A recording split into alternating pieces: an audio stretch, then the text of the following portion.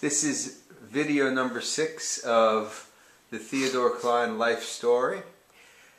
We were talking about sports before, but you wanted to talk a little bit about how you came to America again and how things tied together. Yes, it took me many years to realize how God's hand worked in the entire process of how we came to America. And it took me years I'm still wondering just under whose merit we deserve to survive. We deserve to survive of not having to go to Auschwitz. Now, my brother and my sister haven't figured this out, never thought about this, but I thought in deep depth about all the factors that went into how we came to America. And the entire thing is a miracle. And you would think that the situation happens starting from 1938, and how the man came to visit us from America to our town. But actually it didn't start there. This entire episode, as far as I can see, on a personal note, started way back in 1887. 1887 was Shabbos Hanukkah, and that was the birth of my dad, Leopold Klein. Leopold and Yehuda Aryeh, and his father's name was Moshe Yosef. So his name was Yehuda Aryeh ben Moshe Yosef. What happened is that my father was the oldest of 7 brothers and 2 sisters.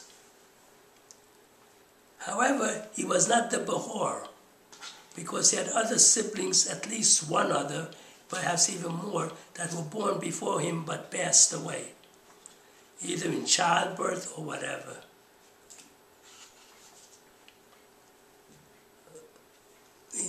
When my dad was around 17 years old, which was at the very early turn of the century, my grandparents must have asked him to come to America.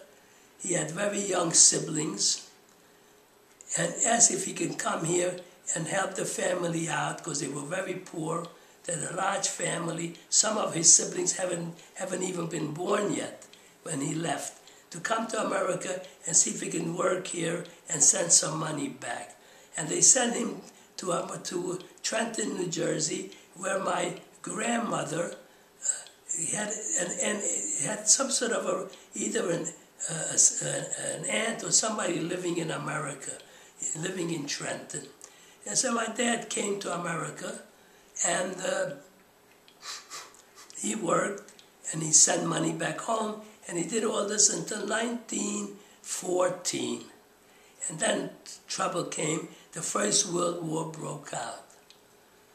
In 1914, the United States didn't enter the war yet, but Europe was aflame, and there was no more communication from America. So we hadn't had communication with his parents now since at least 14 years, 10 years, 14 years,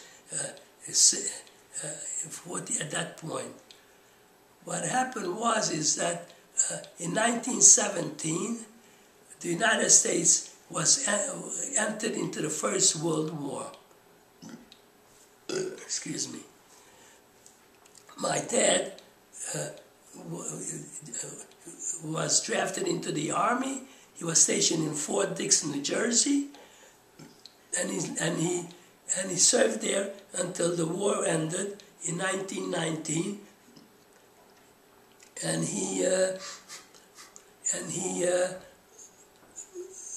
was discharged, honorably discharged. I have his honorable discharge paper.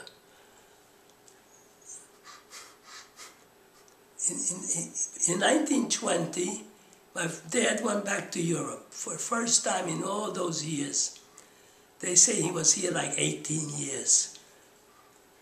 And we went back to Europe, and he he hadn't seen his parents all those years, and hadn't even seen some of his siblings, the very young ones, and the older ones he knew yet from when he was the older brother, so they all had a lot of respect for him. When he got there, and he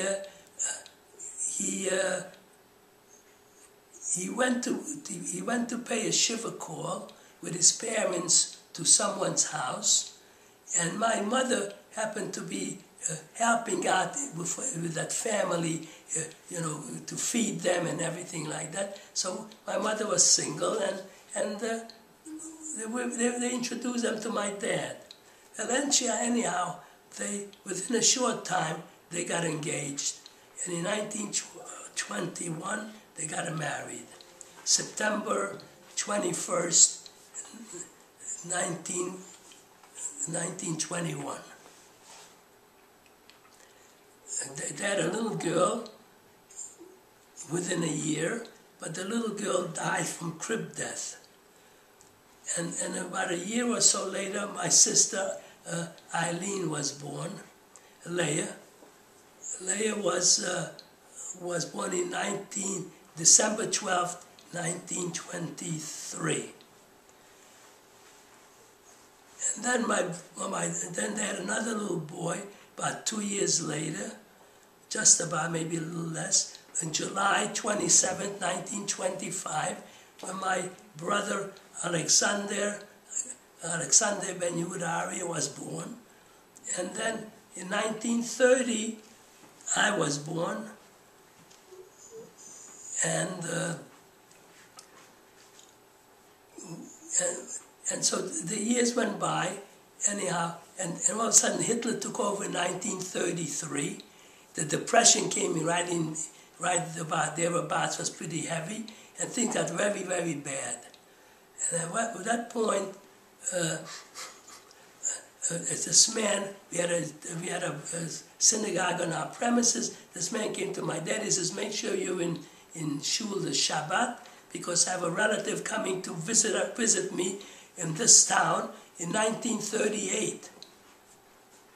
Now, this was very unusual, because the Hitler era was so bad, Jews didn't travel in Europe. It was very dangerous. They were putting them in concentration camps already, certain places. So I don't know, he took some chance.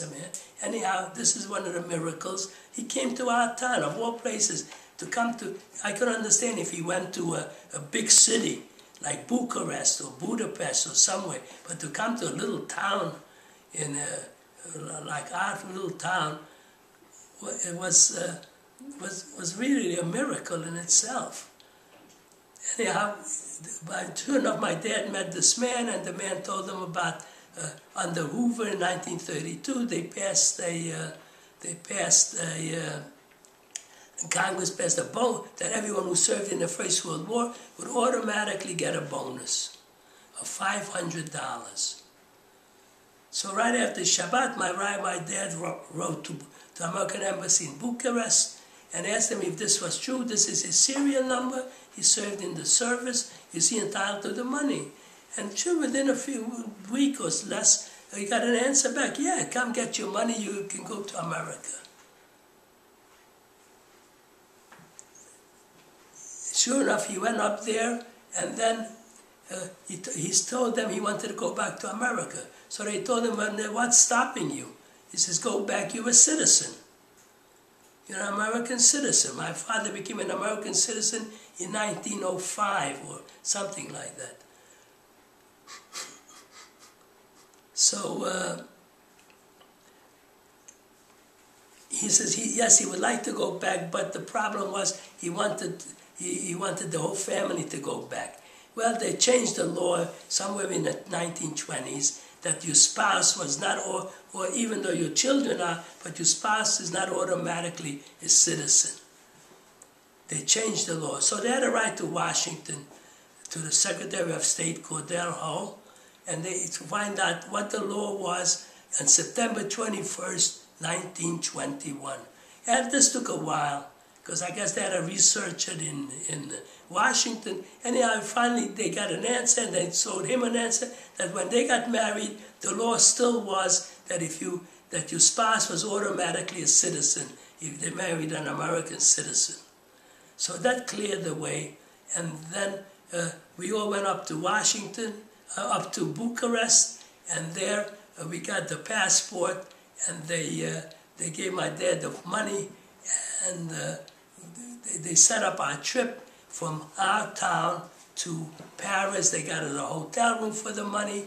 They got us another train to Cherbourg, which is a seaport in France, and then they got paid for the trip on the SS Aquitania, which is a sister ship to the SS Queen Mary, and they took us to America, all for that $500 paid for 5 people going across Europe and everywhere else.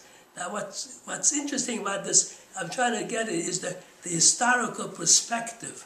How do you read this? Well, what is the miracle over here? First of all, nothing could have happened if my father wasn't the Behor. If he wasn't the oldest son at that point, where he can go and earn a living, he wouldn't have got to America. Or one of the other ones would have gone. But he was the oldest, so firstly, he had to be the oldest boy. Secondly, in 1938, nobody traveled in Europe. Very few people traveled, Jews. So that this man coming over there is another miracle. It's like, what motivated this man to come to our town? What relationship he had with the person he came to visit, that got my father together with this man on that Shabbat where he learned about the bonus. There's another miracle. Third miracle was we owned a grocery store and property, and we couldn't pay the mortgage, we couldn't pay the interest, and they went and they drummed. They came with the drums, and they confiscated our property from us, and they put us out on the street. So 5 of us were evicted. The government took over our property. So we all moved in with my aunt, who also had 5. She had 3 children, she and her husband, Sarah, and she and her husband Martin. Roth was their last name, Roth. And only one of their children survived the Holocaust. His name was Lutzi. He eventually ended up living in Israel, Lutzi. He passed away through the last few years. What happened? So they put us up. Now, if we got the money, if my father would have gotten the money right away from the American embassy, he would have paid the interest, he would have paid the mortgage, we would have kept the house, we would have been safe, and we would have all gone to Auschwitz. That was the ultimate. Eventually everybody there died except a few cousins who were just about my brother's age, who were strong enough to survive. Maybe my sister could have survived it. She was also like 17. Those were the stronger ones. I probably would not have survived because I was just a little kid, and it was been a tough struggle. So then they should have said, everything had to be like a crossword puzzle. Everything had to fit in perfectly. And if just a little bit went out of kilter, the whole plan would have been shot. So when it took me many years to figure this out, that somebody had to call that shot upstairs. They had to make sure that all these things were in place at the right time, the right place, just the way. Now, it must have been horrible for my parents living it, because they didn't see the signs. All they knew that they had 3 children, they're getting evicted, have no place to live, no money. What's going to be to them with them? There's no hope. Of course, the hope was the $500 bonus, because now we can come back to America with this hope. But All these had to happen, and that's why it's very hard to read history. Sometimes we don't see history because it's too close. You can't figure it out. You're living it, and doesn't seem to be much hope. But there is hope. Somebody's always calling shots. So if not today, I look at it differently even. So what was the purpose of all this? Under whose merit did we deserve to survive? Was it because of my father, because he was a devoted son? He came to America. Of course, I had to do something to that with that effect, because his coming here served. He sent money back. He provided for his family, and he had to meet my mother. That's number one. Number two, I think it's my personal opinion. I think it was because of the virtuosity of my mother. My mother was a very religious woman. So she, I personally think because of her merit that we survived.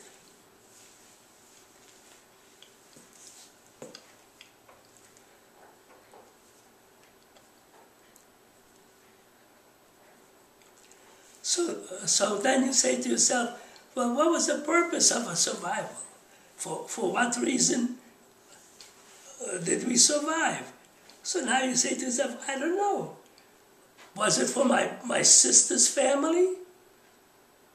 Just because her children will become something, or her grandchildren or great-grandchildren? Was it because of my brother didn't have children, so I don't see, the furtherance in that line is cut off. The other aspect is my family. So I have children, grandchildren, and from which one of them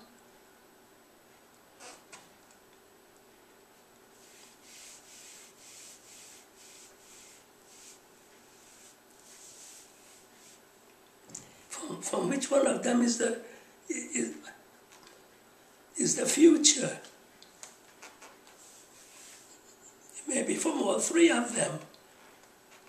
Maybe God has a plan for one out of the three, children or grandchildren.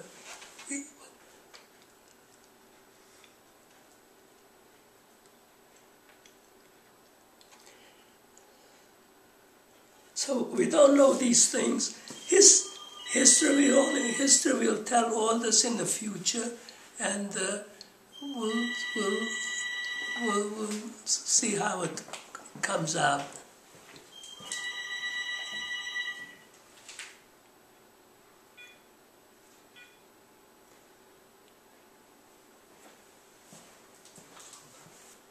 So this is the whole situation.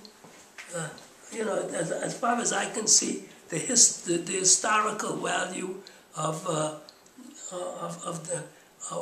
God's plan in this story.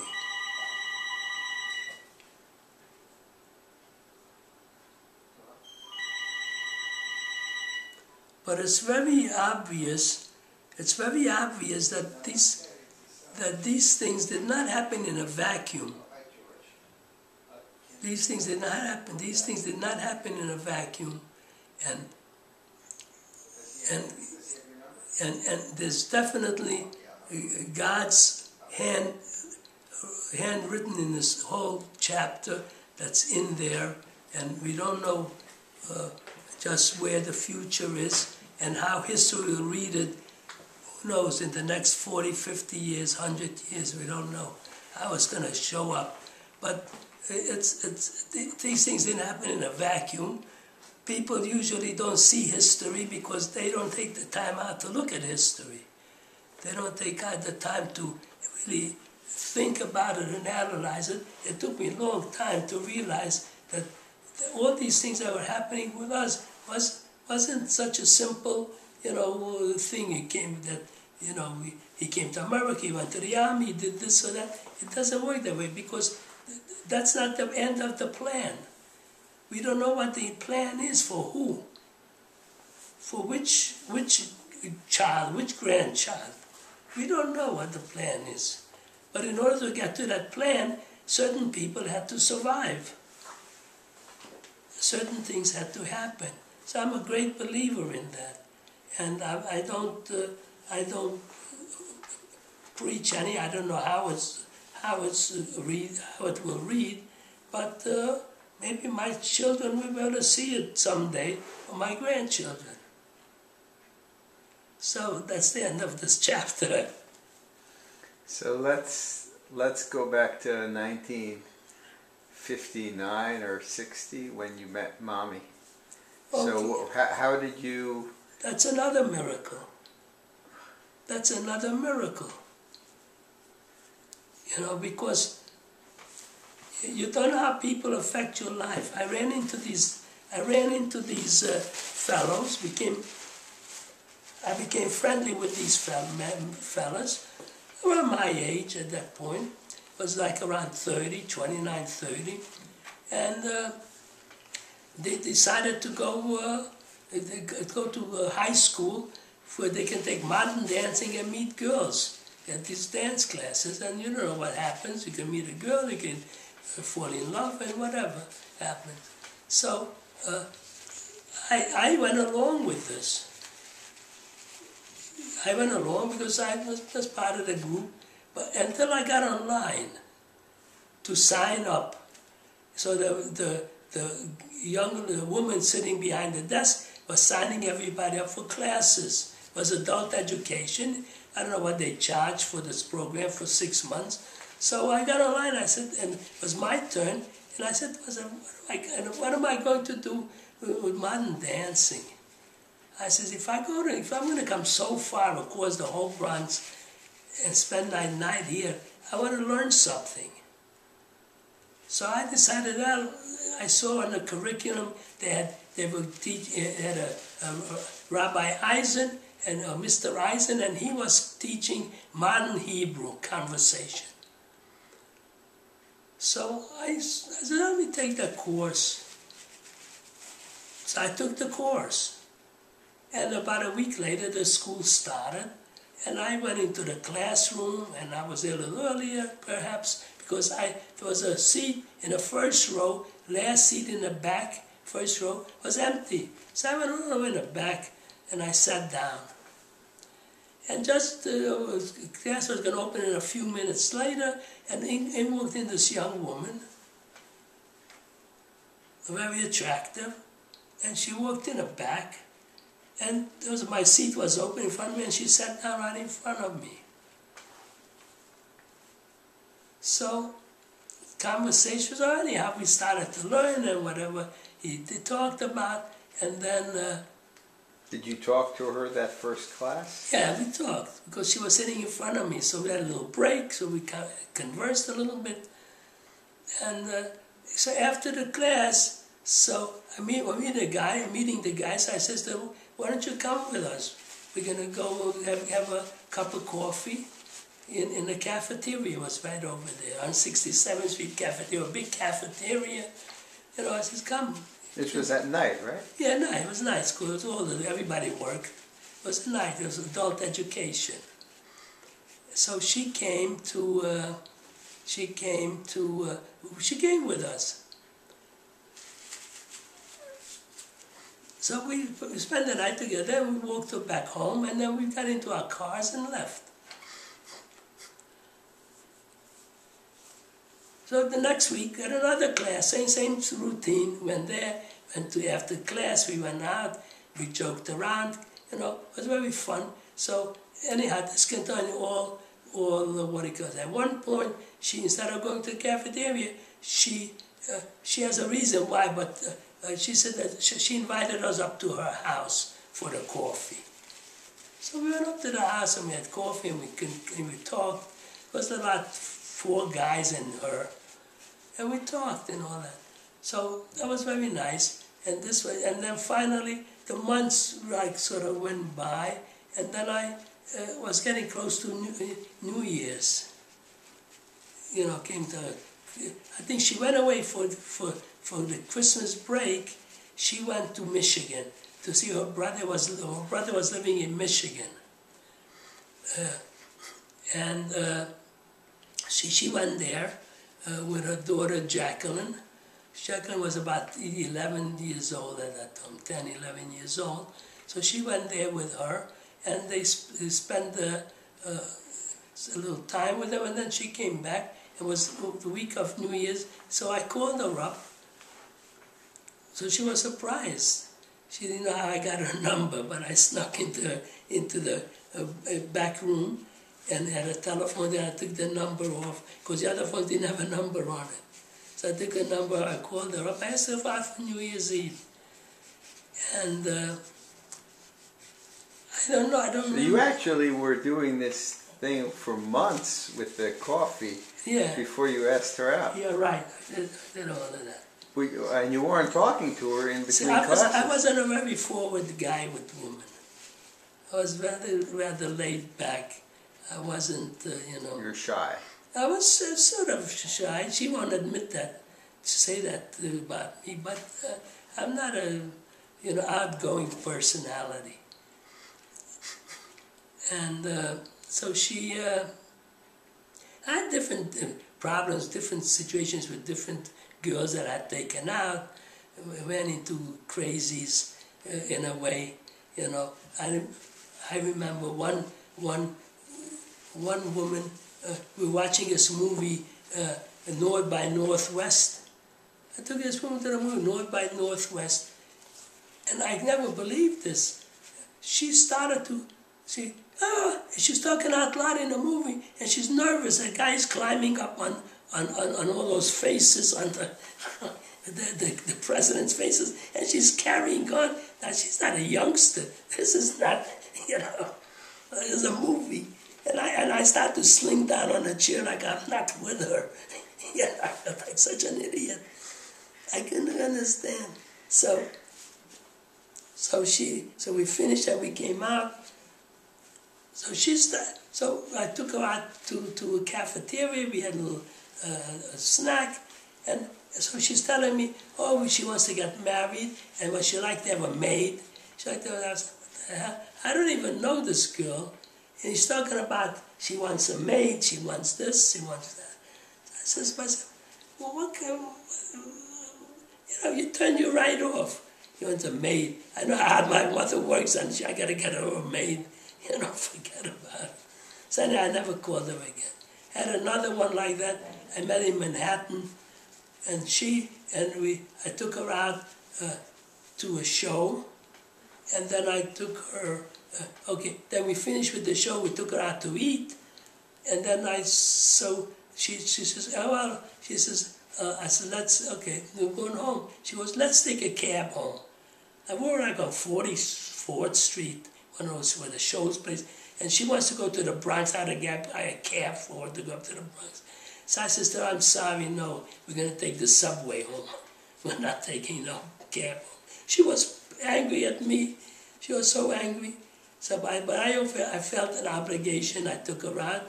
I'm not going to walk away from her. I took her home, make sure she's home safe. She lived on the concourse. But what irked me more than anything was she had this job, and she bragged about how she had this. She bought an umbrella, nice umbrella. But she didn't buy the umbrella. She got it wholesale. So I said to myself, you got to buy an umbrella wholesale? And I have to take it with a cab home to the Bronx? Well, what's the value here? I mean, you can't afford to buy an umbrella? That you have to go out to get a wholesale umbrella? How much is an umbrella going to cost you? $10 those days. We're talking about the 1950s. I mean, I couldn't. So these are things that people don't realize. Then I went into another one I took out, and this other one was also complaining all the time. I was complaining. I said, forget it. Then I took out another one, which I liked, was a very pretty girl. But she couldn't say a word. She didn't say a word. I had to talk. She never answered. Her answers were all 1 or 2 syllables. was very, I can't continually, I'm not that type of person I can continue to talk. Then I took out another one. This girl was a nice girl, but she was troubled. She was problems. She had been married. And then she's telling me about this guy. She was married, and he used to be so nasty to her. He would go in the middle of the night to the bathroom, but he'd never pick up the seat and urinate all over the seat. So I said to myself, this girl has troubles. I didn't want to. Took her out once. I met her family. I picked her up to the house to take her out. But I felt sorry for her. She's a nice girl, but she already had problems. So I just a few little incidents with people. It was very hard to find flawless people. Anyhow, one thing I liked about Grandma is that she was very joie de vivre, a lot of life to her, and she didn't have hang-ups like that. She wasn't demanding. If I went here, she was good. If we went there, was good. Never asked for anything. It was nothing. It was simple. Because she came from that type of a home background, simple Bronx, old, low Bronx, and she didn't have much, and she made do with whatever it was, and she was thankful for whatever it was. She met a guy, so it was good. As long as you treated her nicely, it was okay. So anyhow, I went to school and I met her. That's when we were finally. I took her out after New Year's. She already had made, I don't know what commitment for New Year's. After New Year's, I took her out, and then we started to date. And I kept taking her out, and this went on. It was very nice. We had a very nice relationship. It was good. And then the summertime came, and then she went to Putnam Lake, and she invited me up there. So I went up on a Sunday, and I drove up on a Sunday with my old Studebaker. They used to break down. It used to be a great downhill car, and I took her and I bought a pie up for her and her mother, and her daughter was in camp for the summer. So, and then I took them home Sunday night because everybody had to go to work the next day. So that was it. We kept seeing each other. That was basically. When did you find out she was divorced? Oh, right away. And about Jackie, when did you find that out? Right away. Because Jack was in the house, was in home. Did that bother you at all that she was? It didn't bother me. It bothered my mother. My mother wasn't for it. My mother wanted me to meet a nice Jewish girl with flawless, Yeah, but you were 35 already. No, I was 30. 30, okay. Yeah, I was 30. We got married within 2 years. By 32, I was married. We were both married by then. So, Cal was born in 63. I was 33. Yeah, she had a miscarriage. Because after we got married, so she got pregnant, and she lost the baby. She started to bleed, and she had to go in to this. They scraped it, and they got her back, and within a few months, then she was pregnant again, and Carol was born. How did the miscarriage affect you? It didn't. I was very naive. I didn't know from stuff like that. I mean, we felt bad that it happened, but it was something that wasn't abnormal necessarily. It's a very common type thing. Whether she strained herself in doing whatever, or, it could happen. Well, and you were also coming from an environment in Europe where everybody died anyhow. Yeah. So it was not a fetus yet. It was nothing. It was just, and I think it had to do with the fact that she was no youngster anymore. She was like 32, going 33, So, you know, it happens that sometimes until the body straightens out, things happen. But once she got into the normal cycle, so we had no problem getting married. I mean, we are getting pregnant. She had no problem. Yeah. So. So what was the story with Bobby? What happened there? Nothing happened. My mother was very upset that I was going with this girl with a child. You know, but I liked the girl. What am I going to do? I was running around with shiksas, and I shouldn't say that. With whatever, I was running around. So what good is it all that? You know, I was getting nowhere fast. You know, it wasn't my life necessarily. You know, but we were going to find somebody. You know, I had to find somebody that meets her expectations. You know, her model. Yeah, it wasn't so easy to find something like that. And I wasn't running in that kind of circle, number one. Number two, I wasn't a learned guy. In other words, I couldn't even fit into certain environment because I wasn't learned enough in Tanakh and these other things. Well, I was a big knocker in Chumash and Talmud and all that. I didn't know any of that stuff. I never learned that. Whatever I learned, I picked up on my own. So I learned how to read. I knew Ivrit from reading, davening every day. But it wasn't so, you know, she wasn't out of my environment. My mother's environment, yes, because she had her own, what do you call it? She had a European mentality. Well, yes, she came from that type of a situation. And yes, maybe she's right. If I was 25, 23, you know, it was great. But I wasn't necessarily that way. I wasn't, you know, I've been around, knocked around a lot. On my own, I was a single guy. I went out on different dates. I didn't find anybody that I could, you know. So I couldn't find a girl who didn't have a child. But it didn't mean anything. I met different women. I met an actress. She used to be on Off-Broadway in the Lower, you know, Off-Broadway in the East Side. I met her. She was also messed up. So, what do you got to know? I know what the answer is. You know. How would you describe yourself religiously before you got married?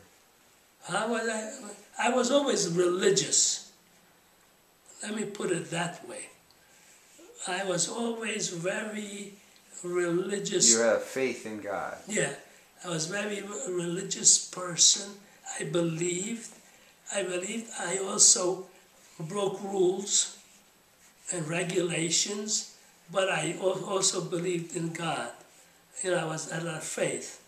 It was my environment. I grew up like that. Were you keeping Shabbos? Yeah, I was keeping Shabbos.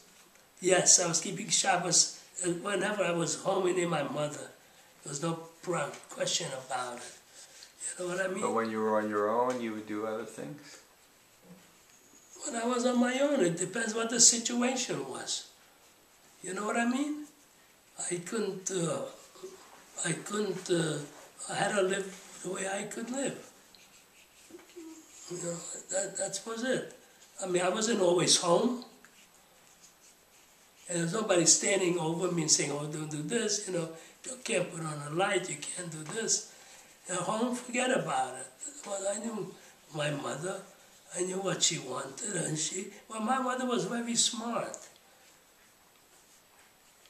We came to America. I just want to show an incident. My sister tells me about the situation. So we came to America, so Saturday, we used to walk around the streets, my sister, my brother, and I, and we used to go from movie to movie to see what movie is playing so we can go next week to the movies, Sunday, the next day. So Saturday, we walk down the neighborhood. see what was playing, right? So one particular, I don't know what incident was. My sister knew the incident. I remember it. But it was happened to be that my sister was going to go to the movie Saturday. And my mother didn't say anything. So my mother was very smart, very shrewd.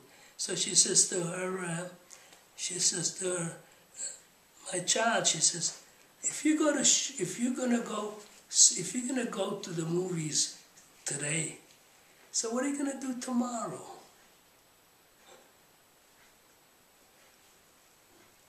Understand the psychology? Mm-hmm. Sure. So my sister walked away. So she knew that was her way of saying, don't do it, do it tomorrow. So Eileen too, it sounds like all three of you were sort of only a little bit religious, not religious, observant. Yeah, my sister was much more observant than I was, and my brother was. Yeah? Well, first of all, my brother was out of the house for years. He was in the service. He was in the service. Most of the boys who came from religious homes were in the service. So you did what you did. You know, you observed, you didn't. You observed as much as you could, and that's what it was. It was what it was.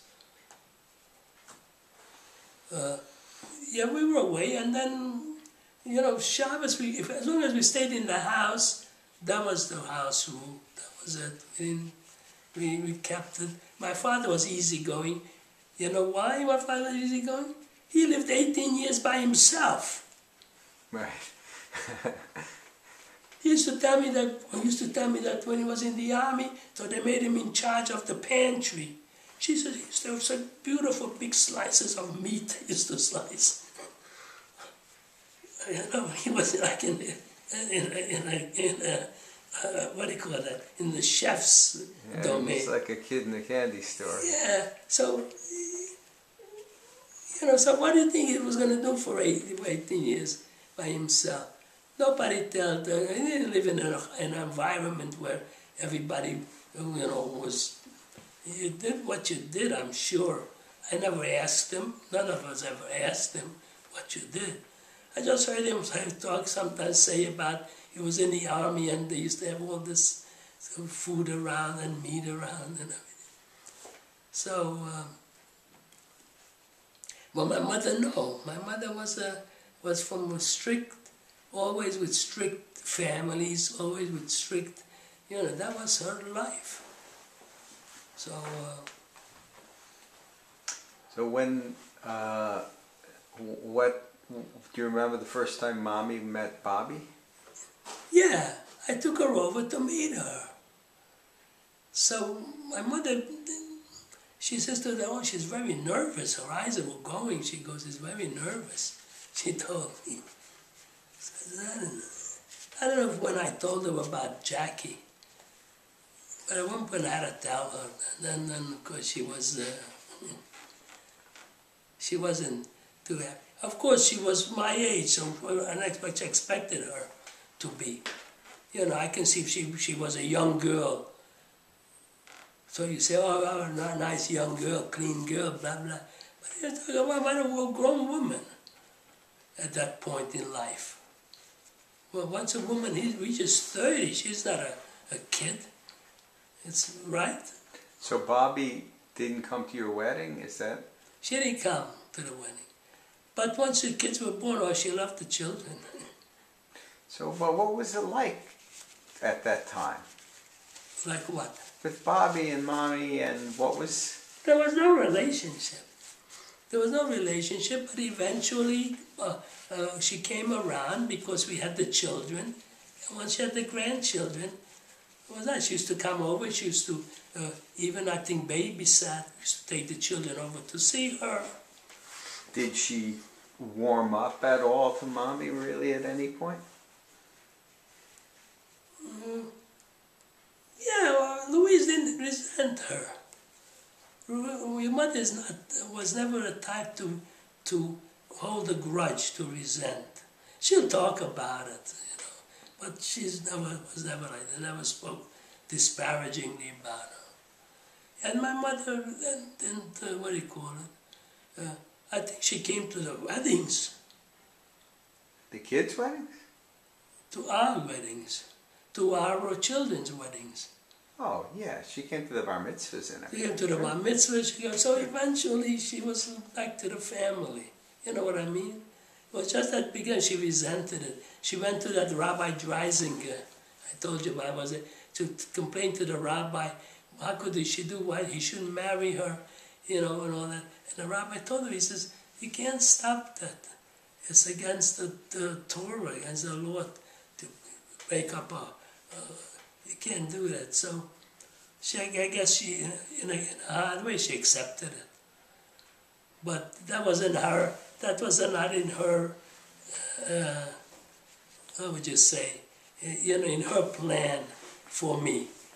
You know, I was a baby. You know, she had big hopes for me. But, all right, that's what it was. So that must have been huge, though, because you were still living at home. That was huge. I mean, my break was very huge to break like that. You know, I think my brother helped, what do you call it, cushion it. He was still at home. You know, so, all right, we had a little wedding.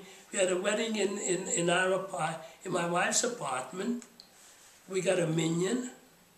We engaged this rabbi, a big-named rabbi from Mount Eden Jewish Center. It was a big shul on the west side. But he went to Israel, so he got his brother-in-law from New Jersey. So he did the wedding in the apartment. We had a minyan. They got us a minyan. We did that, and after it was over, we all went down to it was called the Romanian restaurant on the bottom of Jerome Avenue and on 67th Street. Or on 70th Street, on 167th Street. It was a big, nice restaurant. And we went there and we had dinner, you know, we paid for everybody. We had a nice little crowd together. My sister was there, my brother, her husband, probably her children, because at that point Phyllis and Rhoda were both born. And my brother was there, but my brother wasn't with Harriet yet. And we had a nice, we had enough people to, you know, have a nice group. And then we finished, and then we went upstairs, and then, because we lived just up the block, and then we started to pack, and we went, next morning we flew out to the Fontainebleau in Florida. So we stayed there we took like 2 weeks vacations. So we stood there for a week, then we flew back, and then we hired a car, rented a car, and then we went to Cape Cod. And we stayed in a very nice place. What was the name of that hotel? The Cape Codder. It was very nice, right on the beach. So you went to a week to Florida and a week to Cape Cod. Yeah, right. We spent a week in Cape Cod. What date were you married? What year? June 28th. I think it was a Thursday, 1962. So, it sounds June like 28th. you had a very small wedding. Was that on purpose? Small wedding. Your mother made her own. You see the picture of our wedding? It's on our piano in New York. She made her own dress. She was very frugal. Your mother, she made a dress, a very nice little dress, and I had a suit. I bought a suit. My brother took me, bought a nice suit, and we got married. I like that. You know, I'm not ostentatious, and the less pressure I'm under, I like it. I don't like these fancy. But like your friends, it doesn't sound like your friends were invited to the wedding. I didn't invite my friends. At that point, they were all friends at that point. Either they were married or they were whatever. I wasn't that close to them anymore. You know what I mean? I wasn't a kid. So you were happy to just have a small little wedding? I was very happy. We were both happy we got married, and that was it.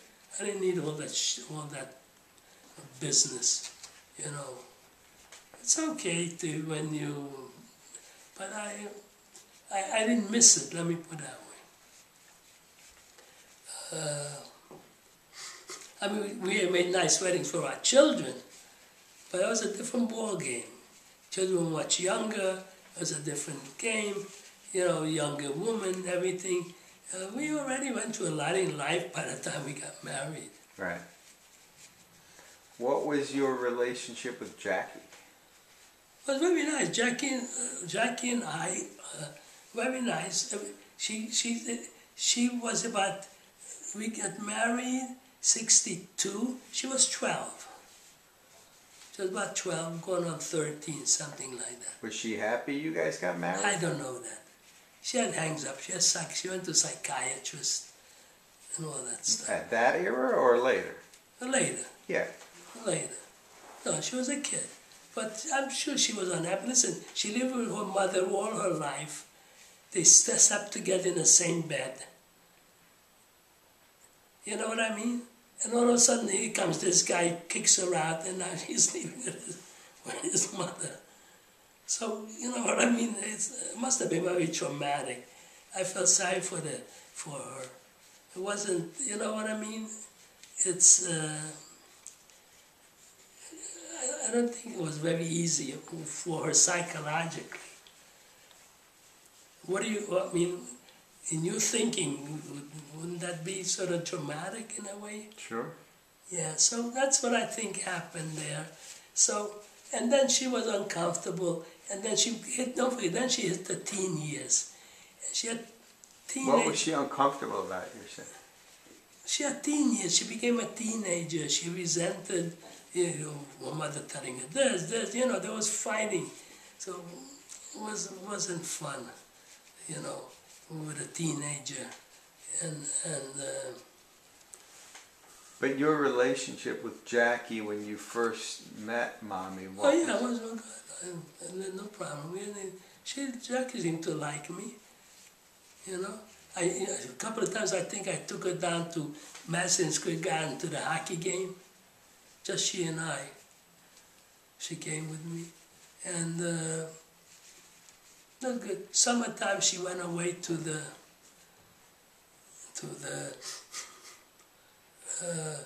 her mother sent her to camp for the summer.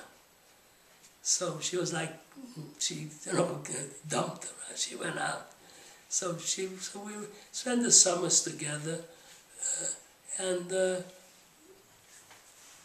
but she must have been probably because then she met just Jeff, lived in the building. How old was she when she met him? Must have been 13, 14. He lived in the same, one or two partners under us, you know. So she befriended her, but he was a character, very big character, and so but it was her way of getting out. This was her ticket. This was her ticket to quote safety, whatever. She got out of there, but it was a very bad situation. How old was she when she started dating him? 15, 14. We didn't see. They came home from school. They were together. We both working. We didn't know what's going on. Sure enough, she became, and then it was a problem. And then it was a question of what are we going to do? I came home from work, and your mother confronted me. She says, what are we going to do? She said, so I says, I don't know. You have a choice. Ask if she wants, or what? So no, they didn't want it. She didn't want it. So made a marriage, right? So just got him into marriage, which wasn't good. He's not prepared. He was a mental kid. He had no responsibility. But that's, you know, by then he was 18. She was 17. So sure enough, within a year or two, he started to fool around with all the teenagers all over the place. I was very unhappy for her. So he was cheating on her a lot. Oh yeah, right away. Yeah, wasn't good at all. But at what point? One time I kicked him out of the house. This is when you were living This is before they were married. I just said, I told them, I opened the door, I said, get the hell out of here. I don't want to see you in here. Why? What was? He's a character, He was very know-it-all, or not like person. He says, oh, I'm going to get married. He says, I'm going to take over this house. Everything's going to be done the way I want it. So I told him, get out of here. This is Well, they didn't move in with you guys, did they? No. No way.